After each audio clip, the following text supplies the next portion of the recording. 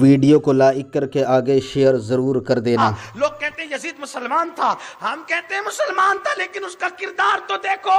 اس بدبخت نے کہا تھا کہ بدر میں میرے باپ داداؤں کو جو قتل کیا گیا میں نے اس کا بدلہ لے لیا ہے۔ میرے پیارے آقا علیہ السلام کے دیوانوں، ام المومنین اما جان عائشہ صدیقہ پر اس نے گالیاں بکی، اس بدبخت نے گالیاں بکی ام المومنین پر۔ وہ ام المومنین جس کے بستر پہ قرآن نازل ہوا، وہ ام المومنین جس کے بستر پہ قرآن نازل ہوا، وہ ام المومنین جس کے لیے سورہ نور کی آیتیں نازل ہوئی، وہ ام المومنین جس سے نکاح کرنے کا حکم اللہ تبارک و تعالیٰ نے اپنے محبوب کو دیا، وہ ام المومنین 1/3 دین جس کی برکت سے ہمارے پاس پہنچا، اس ام المومنین کو اس نے بدبخت نے گالیاں بکی۔ اس لیے میری گزارش ہے کربلا والوں سے محبت کرنے والوں، صرف شربت تک نہیں، صرف شربت تک نہیں، صرف کھچڑے تک نہیں، صرف فاتحہ تک نہیں، فاتحہ بھی ہو، شربت بھی تقسیم ہو، نیاز و نذر بھی ہو، لیکن امام علی مقام کی بارگاہ میں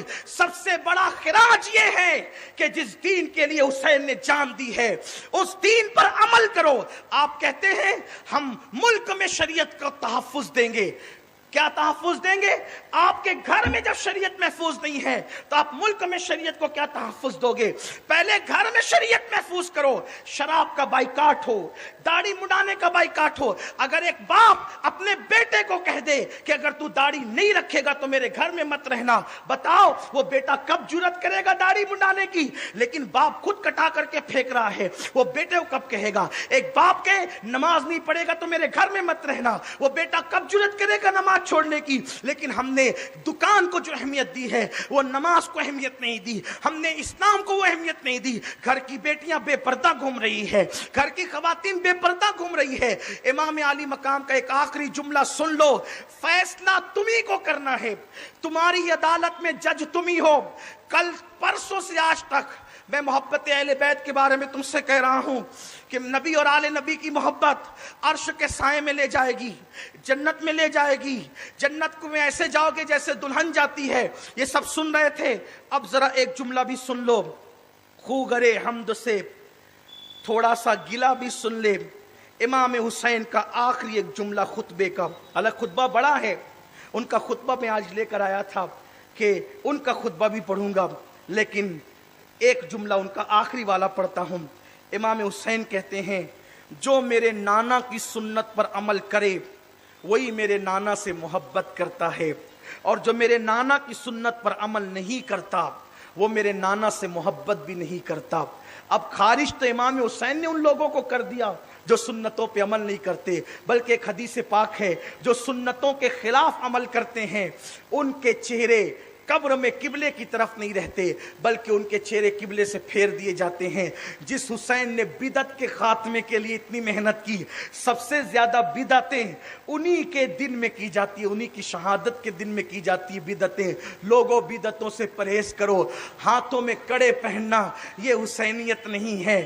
اللہ اکبر، میلوں میں جا کے عورتوں کو دھکے دینا یہ حسینیت نہیں ہے۔ اللہ اکبر، خود جو ہے بانسریاں لے کر کے عاشورہ کی شب میں دیکھتا ہوں میرے جوان، میرے محلے میں ہی بڑا بازار لگتا ہے کہ بانسریاں لے کر اور وہ باجے لے کر نوجوان چھوکرے گلیوں میں بجاتے گھومتے ہیں بانسریاں، وہ جس کو ہم اپنی زبان میں پنگانی کہتے ہیں، وہ بجاتے ہیں۔ میں صرف تم سے اتنا پوچھتا ہوں، حسین کا جوان علی اکبر شہید ہوا، اس میں بانسری بجانے والوں، پنگانیاں بجانے والوں، اگر آپ کا 18 سال کا بیٹا بھی کٹتا تو آپ یہی کرتے؟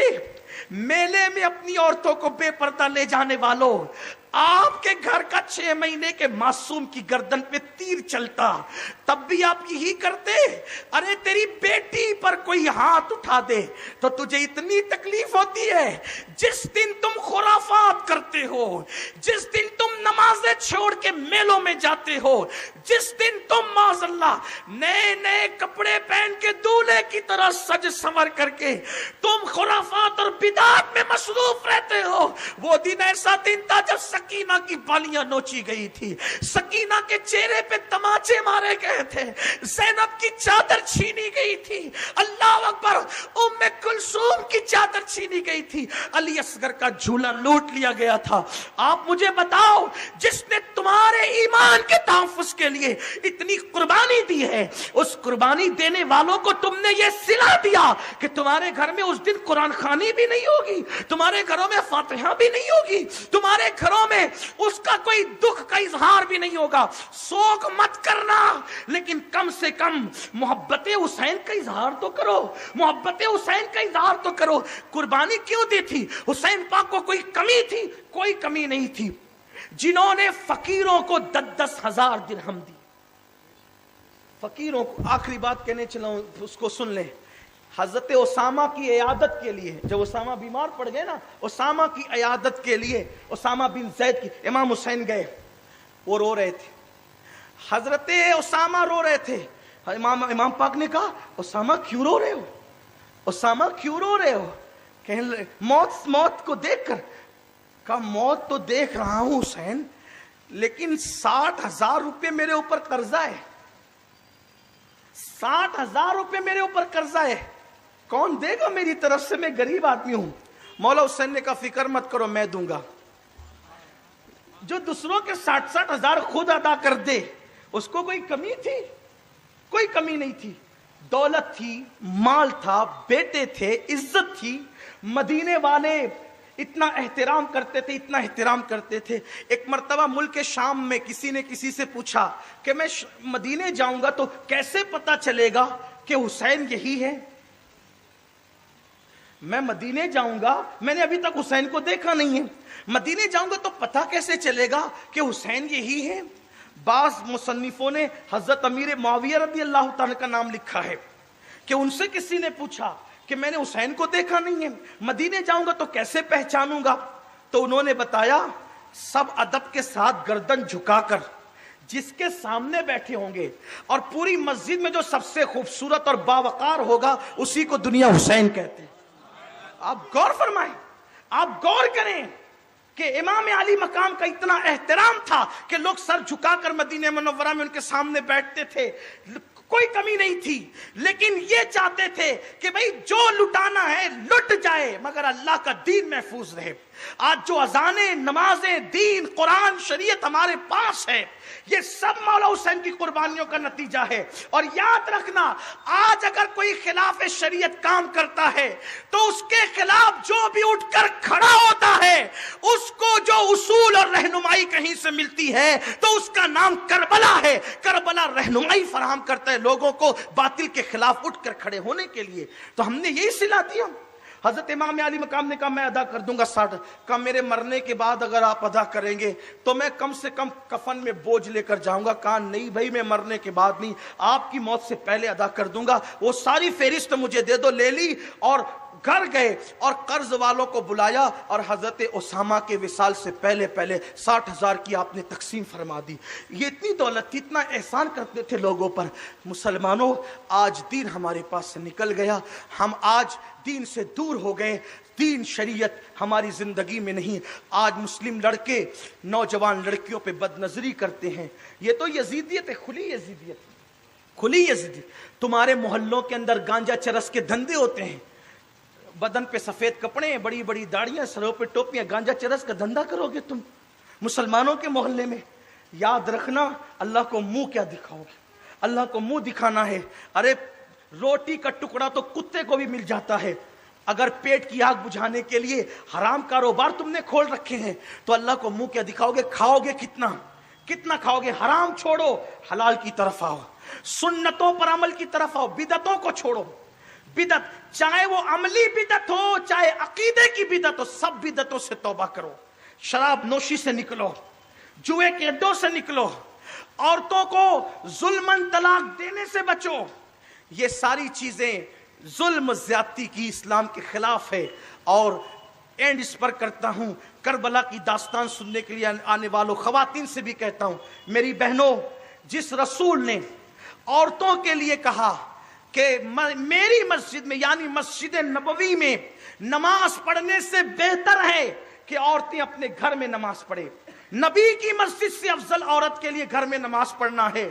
اب مجھے بتاؤ، وہ عورتیں میلوں میں نکلے جھنڈ کے جھنڈ بنا کر، ہم دیکھ رہے ہیں مسلم عورتیں بغیر کسی مرد کے، بغیر کسی محرم کے होटलों पर, जंगलों में, पहाड़ियों में इधर उधर अकेली नजर आ रही है हमारे शहर के बाहर, और फिर हर रोज हादसा सुनने में आता है, वो फलां की बेटी के साथ ये हो गया, वो फलां की बेटी के साथ ये हो गया, वो फलां की बहू के साथ ये हो गया। वहां गए थे क्यों? जिस मजहब ने महरम के बगैर हज के लिए जाने को मना किया, वो मजहब महरम के बगैर होटल पे जाने की इजाजत कैसे दे सकता है? मैं ये नहीं कहता औरत होटल पर नहीं जा सकती, अगर वो पर्दे की पाबंदी के साथ सफर में है, शौहर के साथ है, मर्द के साथ है, पर्दे की पाबंदी के साथ, अगर वो सफर की मजबूरी की वजह से अगर होटल में खाना खाने बैठती है, उसका उज़्र है, वो भूखी थोड़ी रहेगी। हम हराम नाजायज नहीं कहते, हम कोई मुफ्ती भी नहीं है, लेकिन बात इतनी कहता हूं, आपको कोई मजबूरी नहीं है, आपको कोई उज़्र नहीं है, आप सफर में नहीं हो, घर का टिफिन बांध कर आप जंगल में खाने चली। अरे जिसको मस्जिद नबवी में नमाज से ज्यादा सवाब घर में मिलता है कि उसको घर में नमाज पढ़ना, वो घर का खाना हो होटल पे ले जाकर के खा रही है। कोई मना करने के लिए तैयार नहीं है, कोई बोलने के लिए तैयार नहीं है, चौपाटियां बन रही है, इज्जतों पे सवालिया निशान उठ रहे हैं, ये सब सूरत हाल है।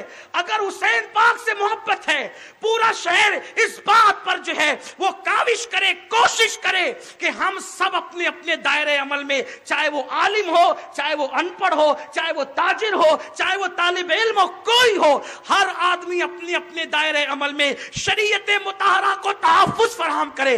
इस पूरे मालेगांव के अंदर 10 लाख से ज्यादा मुसलमान बसते हैं, अगर उसमें हम 5 लाख भी मर्द पकड़ लें, तो अगर सारे मुसलमान दाढ़ी रख लें, तो इंशाअल्लाह मालेगांव में 5 लाख दाढ़ियां लोगों को नजर आएगी। जिधर नजर उठाएंगे उधर दाढ़ियां ही दाढ़ियां नजर आएगी।